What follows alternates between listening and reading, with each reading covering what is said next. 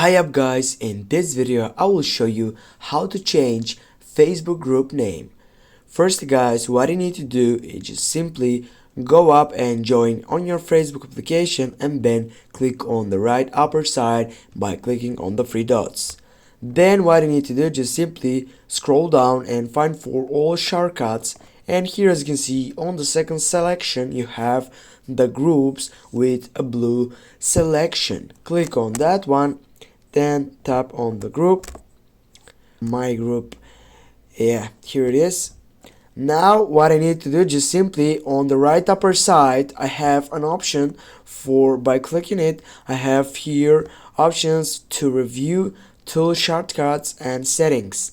Now we'll go with settings and typing on the first selection that says group settings. Click on it. Now guys, when you type on name and description, you need here to sync, and as you can see you have a group name and group description. You go just on the group name, you change the group name and you go save, go back, take a refresh, and here you go guys, we have changed our group name on Facebook. Thanks guys for watching. Don't forget to hit that like and share the video. See you soon.